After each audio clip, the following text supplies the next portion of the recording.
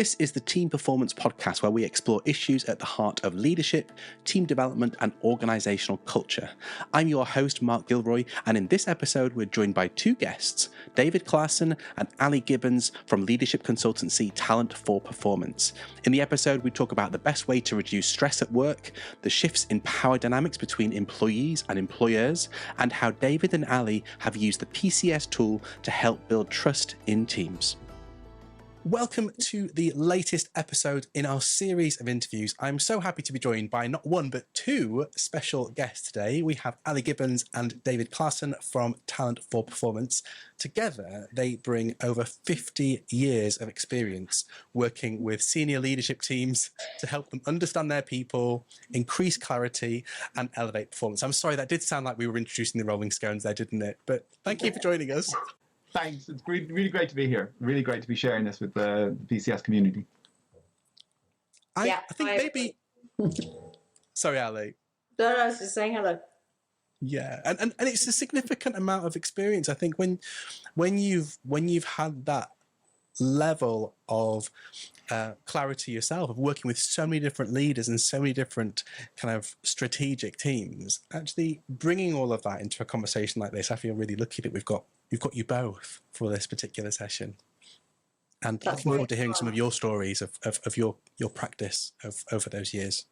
But also it's really interesting to go look back through the amount of recessions we've been through the political upheavals we've been through, and through the whole, millennium bug thing when we were working with small businesses. I mean, that's a long time ago, way beyond perhaps the memory or life experience of some of the people listening to this. But for us, that's still only a few years ago, even though it's now 24 years ago. It's still a bit like that's just that crazy time in the run up to the millennium. So, and what was going on for business then? What were they anticipating? I mean, I can remember first being told, oh yeah, there's this thing called making a purchase online. And the exercise is for all of you, for homework, is to go home and make a purchase a book on this company called Amazon. And it was like, that was the homework, which is crazy now when you think about it, that everything is just online all the time. Yeah, I remember around that sort of time, we the company that I worked for made a lot of money selling a board game, which was designed to get teams talking about the impact of the millennium bug.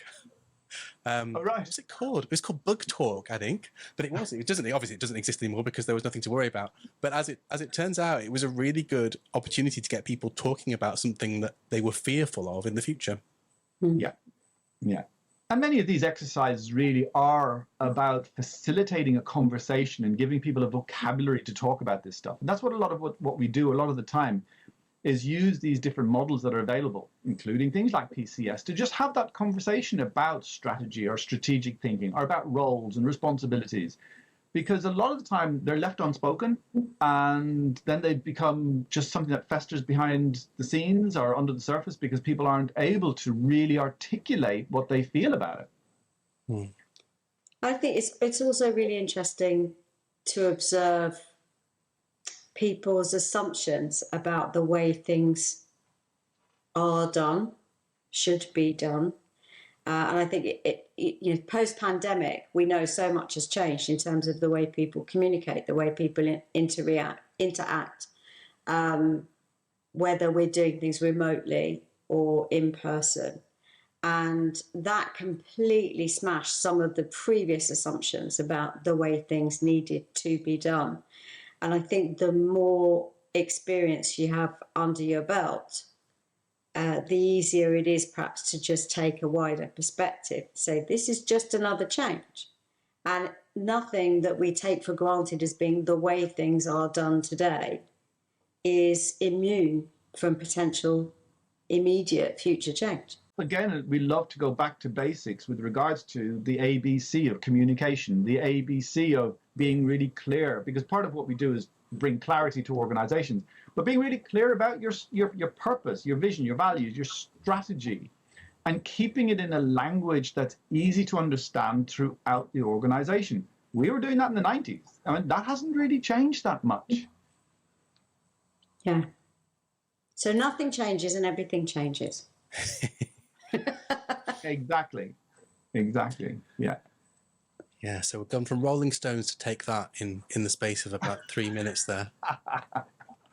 Amazing. Thank you both for that.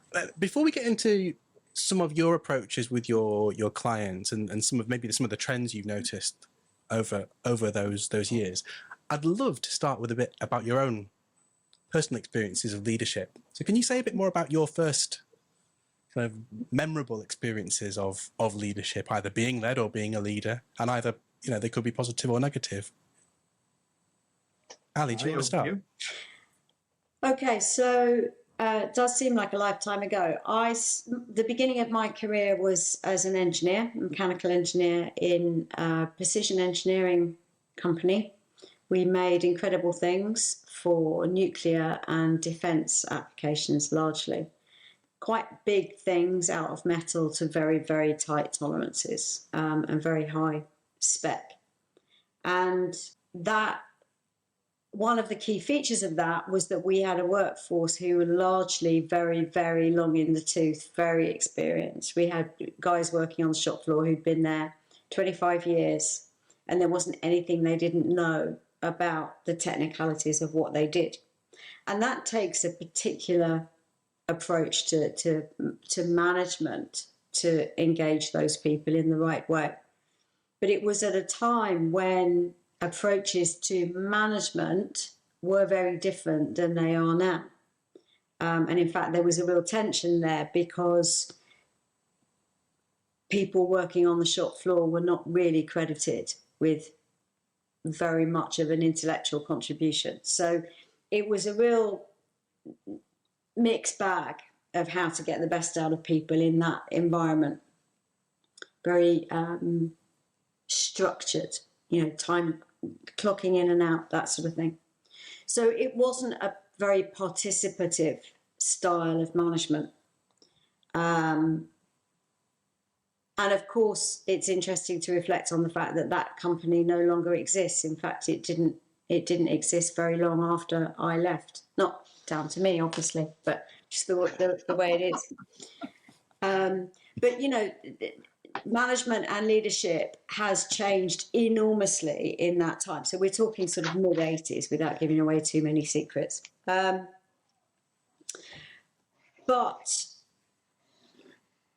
so much has changed since then. I mean, we didn't have computers. We had a typing pool. We had mainframe computers that ran the machines that we could program to do certain things. We didn't have computers for any form of communication whatsoever, or any sort of support for any of the things that we did. And it was literally, our planning instructions were literally pencil and paper and rub out and change that version and photocopy. So, there's been a whole complete shift in the way we do things. But as David alluded to before, I think it's really interesting how much of particularly from a business leadership point of view, how much is still relevant. And the manufacturing industry was struggling at that time already. And we had some management consultants come in, funnily enough, and try and help us.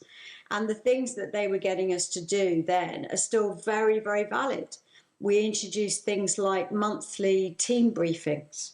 So cascaded team briefings, where the message went from the owners to the senior leaders.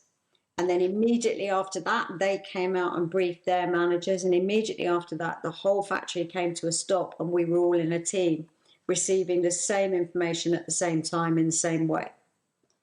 And in terms of engagement, how we knew we were making a difference, things like we had a target at that time, a turnaround recovery target.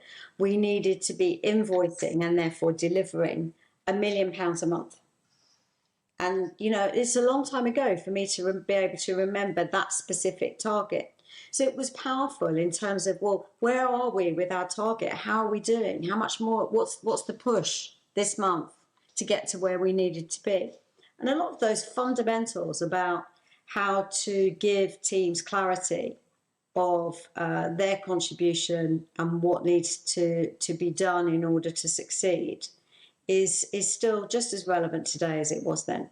Thank you, Ali. How about for you, David? Well, it was interesting to sort of study, chefing, cooking in order to get out of the country I lived in because there were no jobs there at the time in the 70s in Ireland. And I went straight to Germany and Switzerland. And so straight out of cooking school, college essentially, to working in Germany, where it was very structured. And being a chef was really quite remarkable because everyone said, wow, you're a chef. You know, social life was great. Women were very immediately like, oh, you can cook. That's really cool. Come home and meet my mum and dad. Look, here's the chef. And it was that very much respected. And also there were women in the kitchens, and they weren't in as head chefs. I didn't work for any female head chefs back then. But this is like early 80s, 1980, 81. There were already sous chefs, female sous chefs and senior women in the kitchens. And there was about, I don't know, 25, 30% women in the kitchens. But then I came to the UK in 1983, and it was like a punch in the guts. It was just all angry men, yelling and screaming, and really quite ferocious. Total lack of structure, no one-to-ones, no real training as such, a lot of yelling and screaming, and no women at all. It was really quite a bit of a shock. And also, as far as management was concerned, it was just like, scream harder, yell harder. There was no real structure to it at all.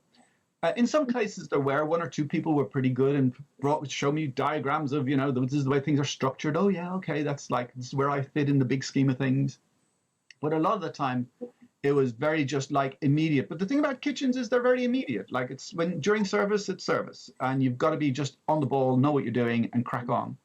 And then I got the opportunity it's perhaps another story, to get into training and development. So I got into training and development in 1988. So that was a massive career shift, going from being in kitchens, always training the people I knew, so that I could quickly move on to the next level, and understand what was happening at the next level above me. You can't do that unless you've got your people trained up and competent. So I was always keen on doing that. But then realized that I could make a career doing that. And that was just fantastic. And that was a complete shift. But it was really interesting to go into, at the time, British Telecom in their catering wing. And then something was introduced called total quality management. And I just loved the idea of that whole conversation. It's all about change. It's all about sort of learning and growth. But my manager at the time was really upset by it. He said, this is all going to change. This is going to destroy everything. Everything's going to end. And yes, sure enough, we were all made redundant in 2 years' time from the time that was kicked in. But that was okay, because then I was just like, I'm ready for anything, pretty much. It was okay to know that change was just going to happen anyway, because I'd changed career already. So another change was like, okay, what's next? What's available to me? So early management was rather rough and tumble. It was a lot of how not to do things. And then to be finding that you could actually really help people learn by being more structured in the way that you approach learning and learning design and all that sort of stuff has always been really of interest to me. So how did the two of you end up meeting? What's the story there? Business Link for London, which was the brainchild of Michael Heseltine back in the late 90s. He basically said, small businesses that take external advice statistically do a lot better than small businesses that don't take advice. And said, how can we make business advice accessible to small businesses? And set up Business Link. Over to you, Ali, because you were one of the first members of Business Link for London. Yeah, I was employee number 13. Wow. So we were recruiting a cohort of 4 business advisors every quarter. It was very much a startup. It was very exciting, and some of the people that, well, suffice to say that when I first arrived, I really thought someone must have made a terrible mistake, because as we went round the room with all of my colleagues introducing themselves and giving their little pen picture, it seemed unbelievable to me that I'd been privileged to be sitting in the same room. So there was a huge amount of experience and know-how in that room. And it was also an amazing privilege to be given a job that enabled you to just go into any number of businesses and be nosy and ask questions and find out what was working and what wasn't working. And hugely rewarding to be able to work alongside those sort of often owner managers and leadership teams to help them to achieve their growth aspirations, to mentor them, to coach them, to introduce them to third parties who could help them with specialist services and that sort of thing. So I was there for not quite 10 years, I think. And towards the end of that, I think a couple of years or so before the end of that, can't remember how many now, David and some other colleagues joined. And we were focusing on the people. Was it 6 years? Was it really? Wow. 6 years. Yeah. Yeah. So, and you were able to focus on the people side of the business, weren't you? Which really paved the way for when we subsequently set up our business. It's very much about looking at the business as a whole, but then focusing in on the people side. And that's really where the two of us come together. Because it's understanding that tension between, the business needs certain things to function, structure, finance, absolutely, sales and all that sort of piece, getting the business in. But that only happens through the people. So we really enjoy saying, all right, what are the real business needs? Without the business, everyone goes home because there's no jobs, just pack up and go. But the business needs people who are skilled, functioning, able to communicate and all that. And we love playing with that tension between what the business needs and what the people need, because it's not either or, right? It has to be both. And it's really interesting as well from a neuroscience point of view, how the brain can focus on relationships and empathy, and separately, a different part of the brain focuses on tasks and more focused on, things like, material things, money and stuff. And it's about knowing how to be able to switch between those two, because you get some people who are just totally focused on the business and don't really care about the people, or people who are only caring about the people, but then neglect the business. You can see whole businesses sometimes based on their values oriented towards that, one or the other. And it doesn't work in the long run. You've got to have both. So it's both and. That's one of the fundamental things that we like to bring together in our business. Yeah, I can really resonate with that. I remember looking at this through a different kind of models, probably not the ones we're going to be talking about today, but how a lot of managers and leaders see their job as police work in a certain way. And sometimes the police work is involving protecting things. So the protection could be protecting the business from the people. So putting in place all of these kind of rules and policies and structures and processes that stop any one person going off and causing chaos. And then on the other side, sometimes there can be people who are really concerned with protecting the people from the business. Right. So there's lots and lots of support and infrastructure and kind of well-being initiatives, sometimes at the expense of the business, but very much focused on making sure that people aren't kind of harmed in any way by the work of the business or the way that the business has been set up. I thought it was sort of a fascinating and a paradox that, of course, you have to have both, and finding the right balance, as with most things, is kind of the key. Well, Ali and I were discussing some recent research that was showing that a lot of the well-being programs and apps and all this sort of stuff is not having much impact on business, of course, according to this longitudinal study. But what they said in conclusion was that the best thing you can do to reduce stress and improve well-being of your people is train your managers in basic management. And you go like, duh. So, it's still a lack of training in managers that is one of the biggest problems in business. Yeah, because it's a bit like, every organization is different and some are doing it really, really well. But there are lots in the middle who it's great that they're acknowledging they need to do something to support the and improve the well-being of their people, even if only because that's the only way to get the best out of them. That's okay. That's win-win. But the problem then is that they almost want to outsource it by saying, well, if we create budget and we invest in this solution, that's going to tick that box and fix that problem. And they want the easy fix. And what this study is showing is that that just doesn't work. And you can't outsource employee well-being and engagement. It comes from every interaction that you have.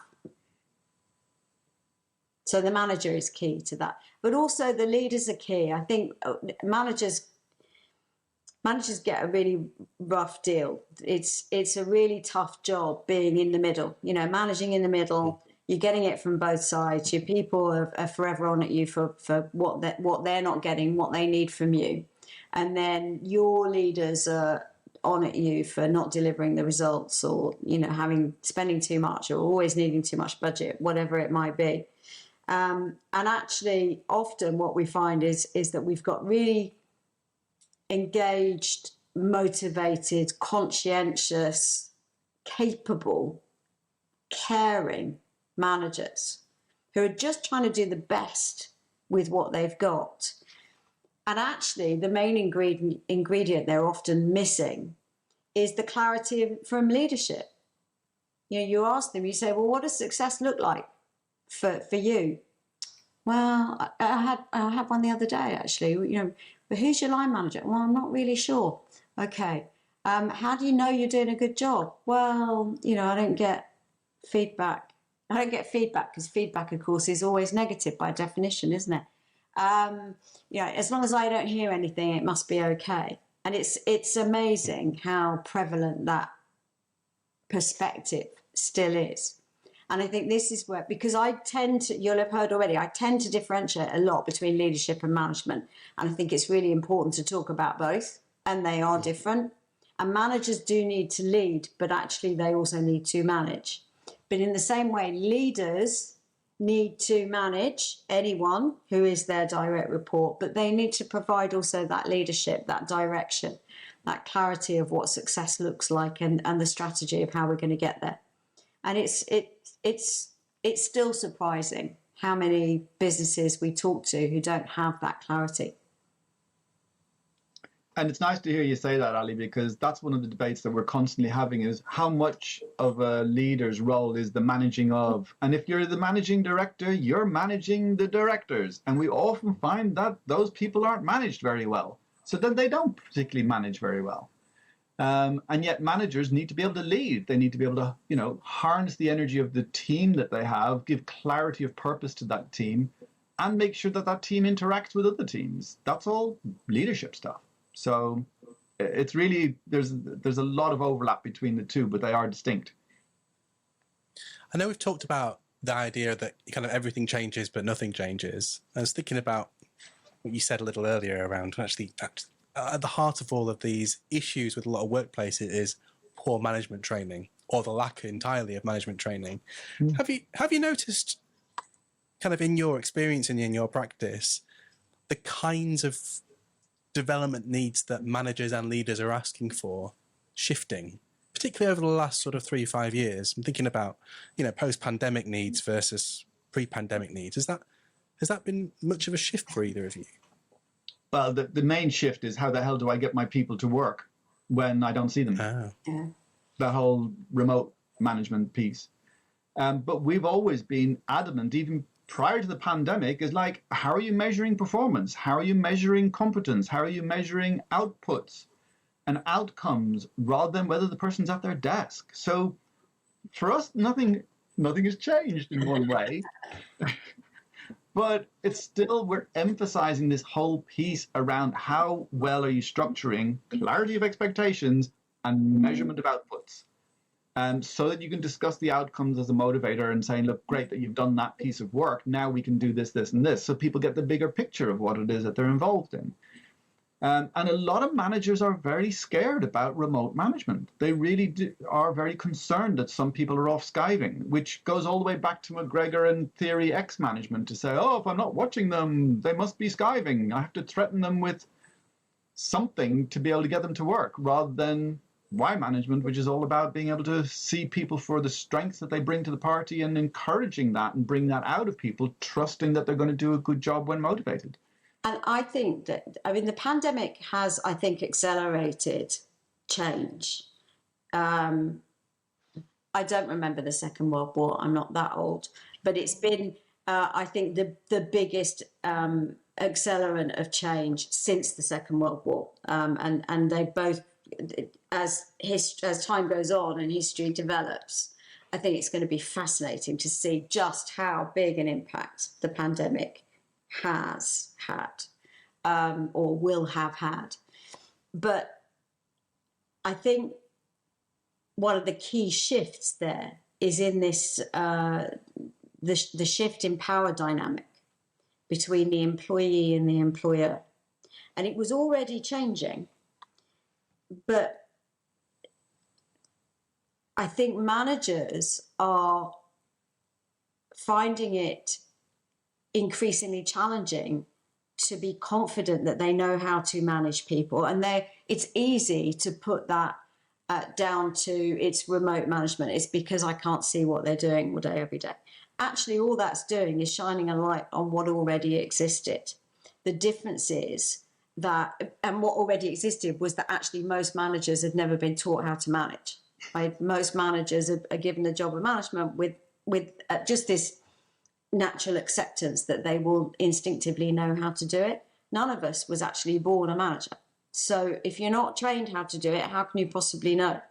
And the only way you can know is by how you've been managed, and whether that was a good experience or a bad experience may help you to work out how you want to be. But because the balance of power has shifted, and now it's increasingly hard to attract and retain really good people. People have choices. And what's more, people's eyes have been opened up to the fact that I prefer this way of working than the way that was the only way before. Now I have a choice. I have a choice about where I can work. I have a choice about when I can work. I can have a choice about who I work for. And that might be determined by all manner of factors that really didn't come into play previously, like their ethics, their attitudes towards things like diversity. I mean, the change is phenomenal. David said when he started working as a chef in this country, there were no women. Well, of course, when I started off in engineering, there were no women there either. Women have only come to the workplace really in relatively recent times. And there are so many other demographics that we can use to slice and dice our very, very diverse workforces now. And that's throwing a whole different dimension on what it means to be a good manager. Starting to introduce, so some of the things that we're finding managers find interesting, for instance, is ideas around things like cognitive diversity. So we can talk to them about equality, diversity and inclusion, and mostly what you'll get is a stifled yawn at best. Actually, what starts to get them excited is when you go, well, the reason why we need diversity is because everyone's brain is different and everyone's experience is different. And so everyone has different ideas about how to solve this business problem. And in fact, our business problems are now so complex that one person can't solve them. We have to work in teams. So we have to find ways of harnessing that amazing cognitive diversity that we have. And frankly, the packaging doesn't really matter. What's really important is that we get inside and we harness what's going on inside. Now, if you can start to get a manager to see the benefits of that difference, then they have a reason for being better at treating people equally, at being inclusive in their practice, at really looking for and seeking out diversity. You've got to give them the reason to do that. Just telling them that you've got to do it because it's now good practice and it's expected of you is always going to get very limited returns, I find. Yeah, I think there is some neurological science that backs up that what you're saying, Annie, about brains being different. That they are literally different shapes depending on kind of how people think. There is a correlation between, for example, people who tend to veer more towards details and practicalities versus people who are more big picture, more abstract. They literally have different shaped brains. So it is the case that they are perceiving information in a totally different way. It couldn't be more different. So actually having that in a team, it's so valuable, but it's often enormously misunderstood. And those misunderstandings can lead to really deep conflict within teams.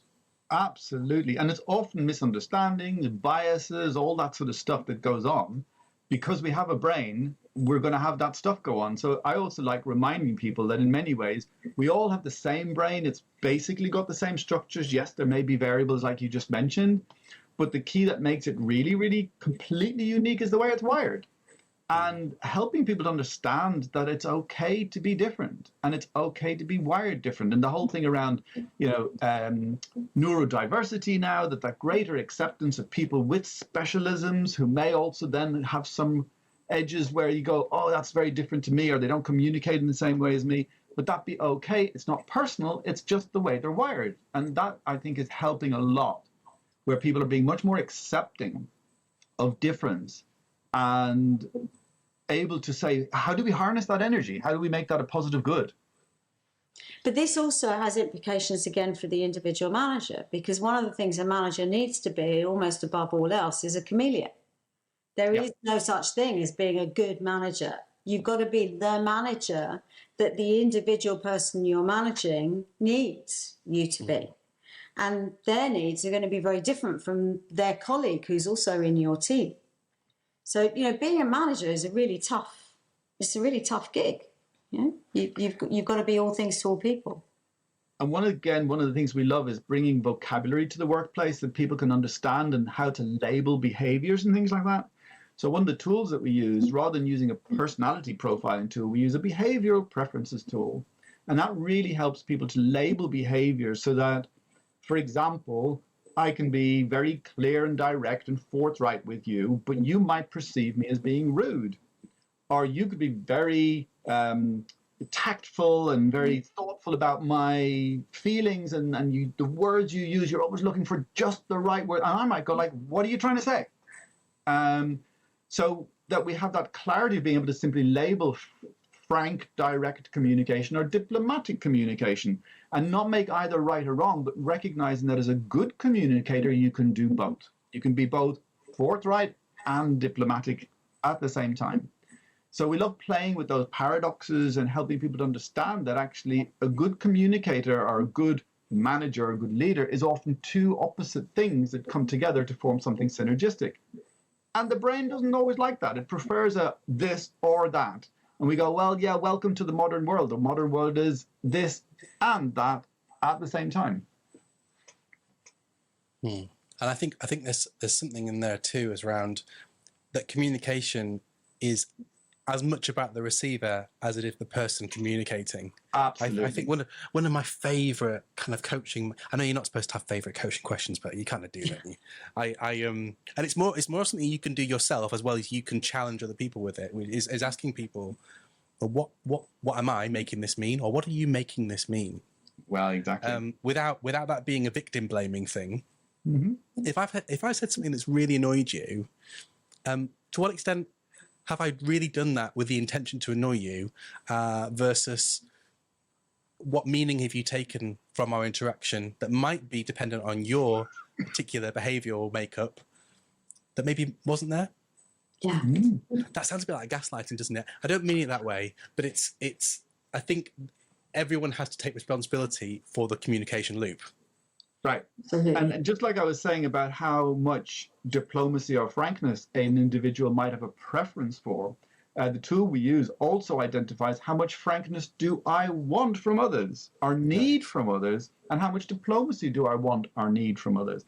And that is really fascinating. In fact, Dan Harrison says that overall, generally speaking, and we find this with a lot of our clients as well, there's a tendency for wanting more frankness. And most managers go, what, really? People want to know where they stand. They want to know the truth. They don't want fuddy-duddy jargon gobbledygook.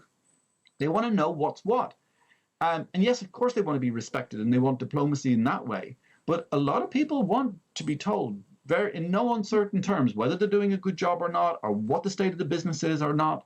And that's really interesting to see that a lot of managers... The manager don't know, right? I'm not telling you the answer to what you want to know because I don't know the answer. And it's better to say that than to say nothing at all and pretend. People don't actually expect you to be omnipotent, and they don't expect managers to know everything about everything. And they'd far rather that sometimes you just stand up and say, do you know, I've got no idea.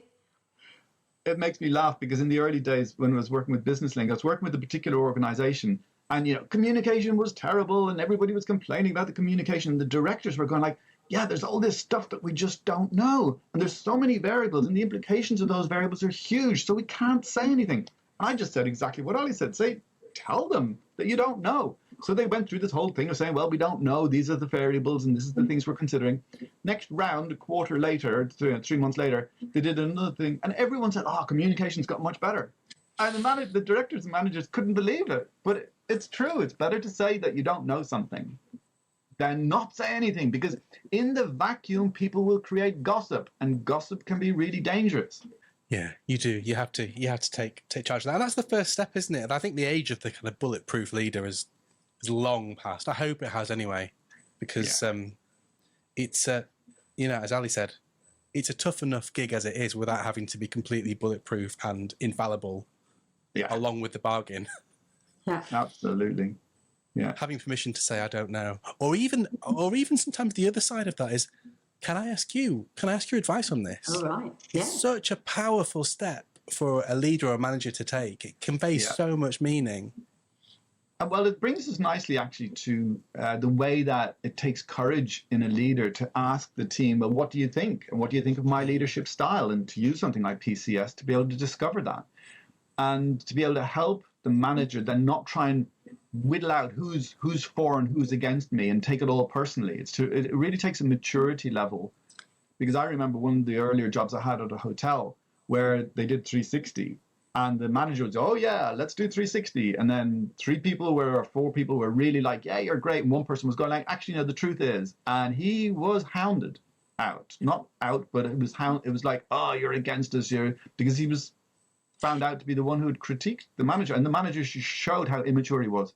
Yeah, and I think this is really an eternal challenge, and it's all around what we now call psychological safety, right? This understanding that people need to feel safe to really share their honest thinking and ideas, and to question and to challenge.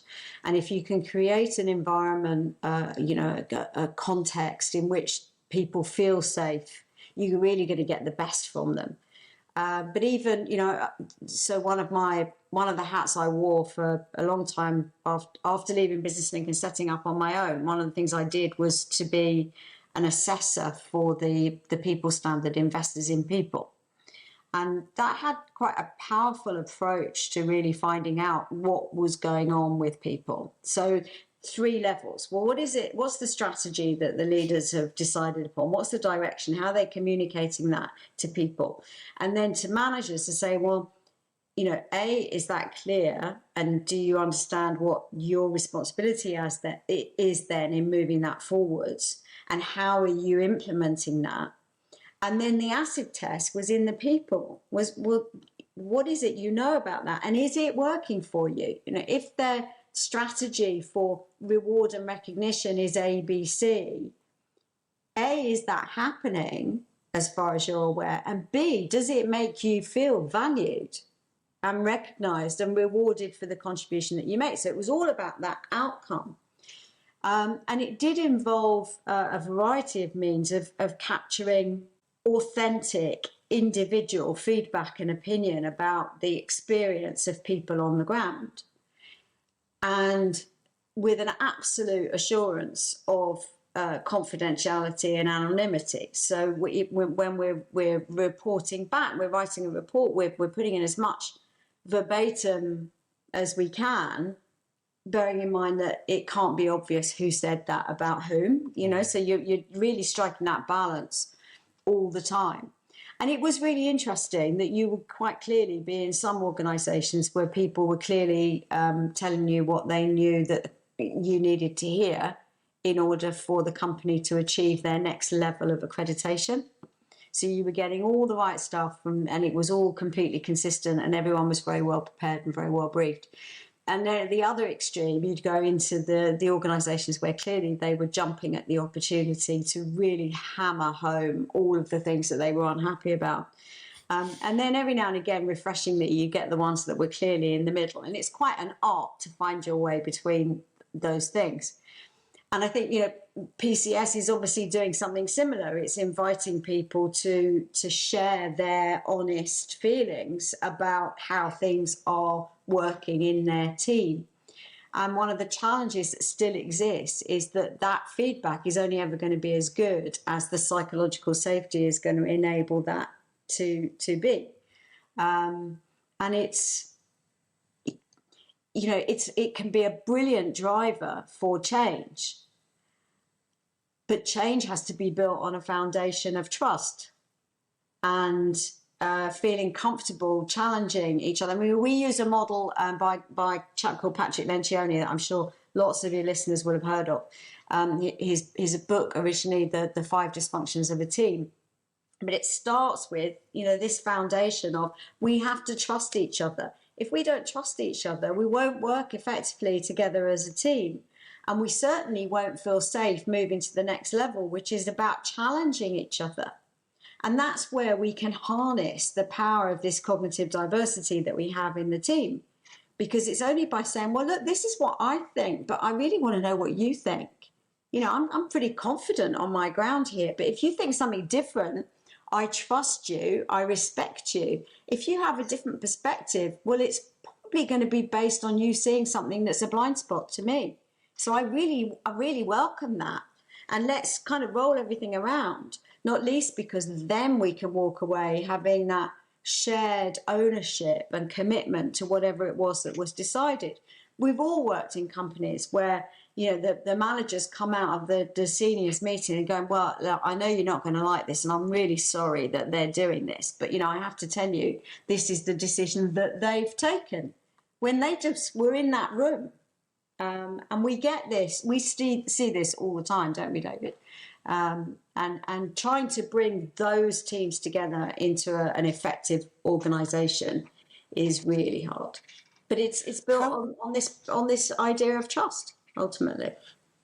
And thinking about that interaction of those two models, so something like Lencioni and something like the PCS tool, how receptive have you found your clients to be to kind of combining those approaches? Well, we love a structure. So if I'm doing a day, or we're doing a day where we're wanting to show some data, rather than just saying, okay, here's all the data, we actually use Lencioni's model and say, right, let's talk about this model, but then at each piece be able to feed in certain bits of data around trust and what's that like, or around conflict and what's that's like, and commitment. And then you can tease out bits of the data to say, well, this is what you're saying about yourselves. And I know, PCS has a little bit about Kilman, and it has a little bit about the Tuckman as well. So, we like to bring those pieces in and say, right, well, how is this team? What stage is this team at? What would you say it's at? Well, this is what you said it was at. So we like to bring in a model as a framework. When we're using our own behavior analytics as well, we'll use Lencioni and then feed in data from the people, their own personal data at each level to say, well, this is what you said. This is where your preferences are, and what are the implications of the culture here because of that. So yeah, we love a good model, and then feeding data from PCS, from the behavior analytics tool that we use, to really enrich in that conversation. And to make sense of the data, because that, any of these tools, PCS provides a huge amount of richness, lots and lots of data. You can cut lots of different ways. And if you're not careful with any of these tools that do this, you can end up with people sitting and go, wow. And you've got to go, well, so what? What do we do with that, right? Yeah. Where do we start? And there isn't any point starting with, if you use something like Lencioni, I think you could make a reasonable case for saying, let's focus on attention to results, right? And let's make sure we know what the results are and how we're getting that. But you'd have to unpick all the way down. And if actually what we've surfaced is that there's a fundamental lack of trust in this team, well, it doesn't matter how much we focus on results, we're not going to get there, right? We've got to start with the foundational stuff first. And I think we love a model. We really love a 2x2 matrix. I mean, anything that has me at a flip chart join a 2x2 matrix, I find helpful. But the models are there really just to provide a shape, for a lens through which to look at the data that it's giving us, so that we can make it real, we can make it meaningful and useful to the team at hand. So often it's about knowing what not to look at as much as it is what to look at. Let's worry about this stuff first. Yeah. And that's the skill of a great facilitator and a coach, isn't it? Being able to hold up a mirror like that to a team and say, well, what do we think about this? I have after choosing which pieces of that mirror or which elements or which angle to show, as opposed to them getting complete analysis paralysis. I've heard it described before, where you just get so much data you don't know what to do with it, and it becomes more a problem than a blessing. We spend a lot of time. Go on. So I was just thinking, just sort of drawing an example from we had a PCS report that showed us clearly that the biggest area highlighted was around innovation and the different members' views on how innovative this team was. And fortunately, that team had been working together for a long time and had a pretty good foundation in terms of the relationship. So that enabled them to explore that difference in perspective in a non-judgmental way and to move forwards with, well, what do you mean by innovation? What does that mean for you? What would success look like? We can start to unpick that and have a really useful, relevant conversation. But in another different team, if you started to look at innovation and you uncover a lack of tolerance of mistakes, a lack of respect for some members' ideas and views, well, ultimately what you're seeing is, well, there's a lack of innovation, but it's not actually about the innovation. It's actually about the interpersonal relationships between you. And you need to, if what you want is more innovation, well, you've got to make this bit of working together work first. Yeah, I like that distinction. Reminds me of a group of lawyers I once worked with, who we were talking about innovation, and 5 minutes in, one of the managers came over to me and said, I probably should point out there's no place for innovation here. It's a direct quote. And what are you supposed to do with that? Yeah. There's no place for innovation here. That was one person's perception, I should add, and we did manage to bring it round, but it was quite an interesting place to start. But you're Ali, you made me think about it straight away, because it wasn't about innovation. It was about acceptance of thinking differently. Right. And the acceptance was not there, and it had been stamped out for years. We're looking more and more at structure and culture as a environment for certain things, for people to flourish in, right? Because, I can remember a number of times you'd be asked, oh, we need some time management training. Oh, why do you need time management training? Well, that's because people are no good at time management. Okay, but hold on a second. Do they have job descriptions? No, we want time management training. And it went on and on. Do you have this structure? Do you have that? No. We want time management training. I said, look, you know what? I could do some time management training for you, but I'd rather look at this stuff. He said, no, we don't want to look at that. So, right, find another trainer, because that's just sticking plaster. This takes us full circle back to the whole well-being thing, doesn't it?